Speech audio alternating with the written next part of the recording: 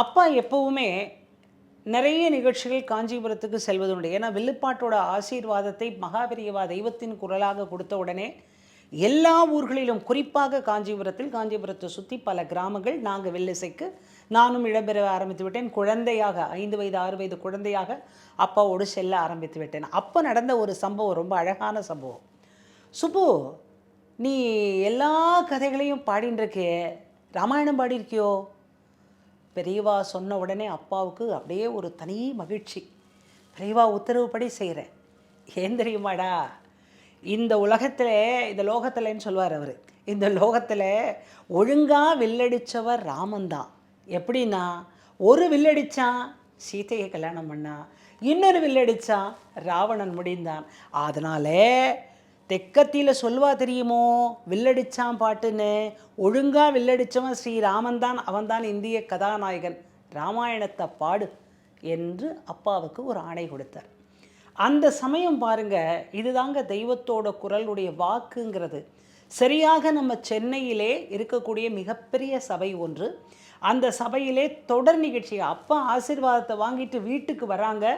தொடர் நிகழ்ச்சியாக 12 நாட்கள் ராமாயணம் நீங்கள் செய்ய வேண்டும் என்ற ஆணை மக்கள் மத்தியிலிருந்து வருகின்றது. வேண்டுதல் மக்கள் கொடுக்க, நிர்வாகம் கொடுக்க, ஆணையும் ஆசீர்வாதமும் பெரியவா கொடுக்க வெல்லிசை ராமாயணம் மலருகிறது. அப்பேற்பட்ட அற்புதமான அந்த ராமாயணத்தில் நிறைய பாடல்கள் உண்டு. அதில் ஒரு பாடல் உங்களுக்கு குறிப்பாக அடியேன் சொல்ல வேண்டும் என்று நினைக்கிறேன். என்னன்னா, இந்த பாட்டுக்குள்ளே இன்னொரு அழகான நினைவும் இருக்கின்றது.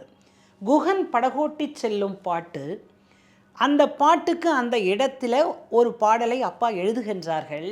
அந்த பாட்டு என்னன்னா, விட்டு கொடுத்தோர் கெட்டதும் இல்லை, செடி வெட்டி கொடுத்தா அது பட்டதும் இல்லை, வட்டிக்கு விட்டா துட்டு நட்டமும் இல்லை, அதோ சிட்டுக்குருவி அதுக்கு ஒரு சட்டமும் இல்லை, ஏலேலோ என்று போகும். அதில் இன்னொரு ஸ்டான்ஸா, ஆரல்லவோ மனித வாழ்க்கையடா, அதில் ஓடமல்லோ நீயும் நானுமடா, விதியல்லவோ வரும் வெள்ளமடா, அதில் கரையல்லவோ கடவுள் பாதமடா, ஏலேலோ ராமையா என்று அந்த பாடல் சொல்லும். இப்போது பெரியவா சொல்லி அப்பா எழுதிய வில்லிசை அரங்கேறியவுடன் அந்த நாளிலே நீங்கள் தொலைக்காட்சியில் மிக பிரபலமாக ஒரு பதிவு ராமாயணத்தை பற்றி பார்த்திருப்பீர்கள். அதுதான் திருவாளர் ராமானந்த சாகர் இயற்றிய ஒரு அற்புதமான தொலைக்காட்சி தொடர் ராமாயணம். அப்பொழுது ஒரு பிரபல பத்திரிகை ஒன்றிலே ராமானந்த சாகர் ஒரு விளக்கம் கொடுத்திருந்தார். இந்த ராமாயணத்தை நீங்கள் எல்லோரும் பாராட்டுகின்றீர்கள். பல பல இடங்களில் அந்த 9லேருந்து 9:30 வரைக்கும் மக்கள் அசையாமல் நின்று அந்த ராமாயணத்தை பார்த்த காட்சிகளை நம்மளும் பார்த்துருக்கோம். நம்மளாமே அப்போ குழந்தை. அப்பொழுது அவர் சொல்லிய பேட்டியிலே உச்சகட்டமான ஒரு விஷயம் இருக்குது. என்ன தெரியுமா சொல்லியிருக்காரு? இந்த ராமானந்த சாகர் எனக்கு ராமாயணத்தை இன்ஸ்பிரேஷன் கொடுத்து செய்தது வில்லிசை கலைஞர் கவிஞர் சுப்பு ஆறுமுகம் என்ற ஒரு குறிப்பினை அன்றைக்கு வந்த ஒரு பிரபல பத்திரிகை ஒன்றிலே கொடுத்திருந்தார். அப்போ அவர் என்ன தெரியுமா அதில் செய்தி எழுதியிருக்கார்? இது ஒரு அழகான நினைவு.